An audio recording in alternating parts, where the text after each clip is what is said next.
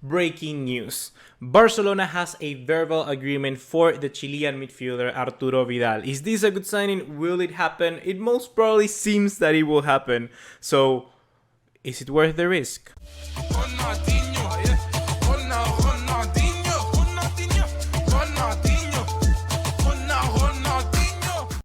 What's going on, guys? ¿Cómo están? BugaLuis here, welcome back to another video here on the channel. Just like always, please remember that if you love Barcelona and you hate fake news, click the subscribe button down below so you don't miss anything of the content that we upload here on this channel. So in today's video, I want to talk about Arturo Vidal, our latest transfer target, but most importantly, not most importantly, but as a side note, I would also like to talk about Paco Alcácer. Paco Alcácer seems like he's going to be on a loan move to Watford.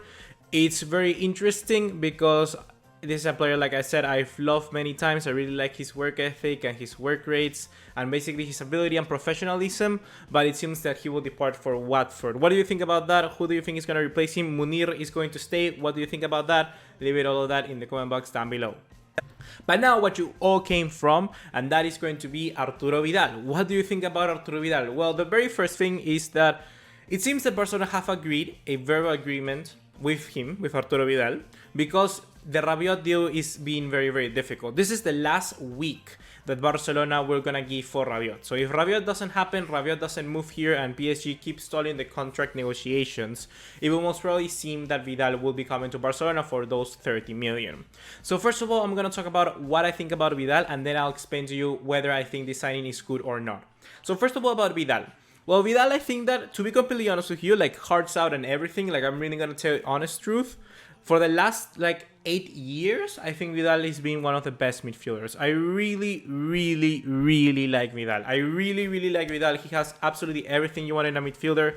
I mean, the defending is outstanding. Then you have organization skill through the middle, which is also pretty good. And then his ability coming into the box and scoring goals is equally as good as someone like Paulinho. I think those two players are the best at doing that in the world. So it's really that good. We've seen time and time again, for instance, in that Juventus side that got all the way to the final, which we beat in 2015. He was instrumental for that. He was really good. He was playing behind the striker. He also came back to defend whenever Pirlo needed to go a little bit further up the pitch. It was just an absolute player, an absolute midfielder, and that's something that right now Barcelona doesn't have. So I wouldn't be too mad of getting Arturo Vidal into our side, to be completely honest with you. However, there are some few risks that I think could make this deal a little bit not worthy enough. So the first of those risks is obviously Vidal's age. At 31 years old is very worrying. I say time and time again, like for instance with Willian, with Parejo, do not buy this player. But the difference with this is that, and the same with Ensonsi, for instance, with Ensonsi I said very similar words to what I'm going to say now for Vidal, and is that the price is very different of those 60-70 million that we were going to go for Willian, those 50 million for Parejo. It's 30 million for Vidal. So if those 30 million is actually the real number that we get for this player, or we buy this player for, it wouldn't be too bad, to be completely honest with you guys. And Sonsi was even 5 million more at 35, or even if people talked about 40 million. So 30 million euros for someone like Vidal, it is in the end of the world. And we gotta talk about short term here. Some people in that video talking about Valverde and talking about the problems he had with the board in signing players, which you can check up right here. Many of you guys were very unhappy with the way that he was pursuing 29 years old, 30-year-old players. But the thing is that those are the only kind of players that can provide us with short-term immediate success, and all of you like me want to win the Champions League this season. So what's the problem with that? And plus, Arturo Vidal, a player of his caliber, would be the same amount of money as someone like Paulinho was last season. I think that we could easily receive 50 or 40 million for Vidal when China comes calling, because it's always that China is gonna come. Arturo Vidal knows that it's a short-term project. He knows he's gonna be here for 1-2 years max. So it's not a huge risk in that sense, I believe. I believe that both the sporting directors, Valverde, and the player, oh no, this is a short-term fix, a short-term player which is gonna come here and help us. And he's not even a fix, because he's not fixing anything. He's just coming in to give us something different, you know. For instance, we're playing against a very pressuring hard team. We're playing against a Liverpool side. We're playing against someone like Juventus, and we need someone to just put the muscle in the midfield and work hard. Vidal is gonna be that sort of player. That was Vidal. Paulinho, I think, was sort of that, but it's not even as good as Vidal in that sense. I think that Vidal is just a player we can bring on from substitute and just play his ass off, you know? He plays football and he's gonna do everything he can to do that. Like, if that means punch a guy, he's gonna punch a freaking guy. So in that sense, I don't feel it's too much of a risk. His price is 30 million, and plus, don't worry guys, we're gonna be easily getting more money for him back. I'm telling you guys already. I think this is Barcelona planning ahead, because if Rabiot doesn't come to Barcelona this season, it means he will be free next season. He would already be 24 years old. What does that mean? It means that Barcelona can sign him on a pre-contract. And perhaps Arturo Vidal even has a contract by the end of this season with China or the MLS or something like that. And I think the money of 30 million will be easily made out. Please think about the market and think about how big players are going nowadays. Someone like Fred from Shakhtar Donetsk is going for 60 million euros to Manchester United. He was from Shakhtar to Manchester United. He's a good player, I understand. The price is a little bit too high for him. But if we take a look at Vidal, a player who is solid, a player who can do absolutely everything, and the player best in his role as a midfielder, as a destruction midfielder, as a guy who's gonna be just putting the force and everything in the midfield, for that 30 million, he's not a bad deal. It's actually kind of smart.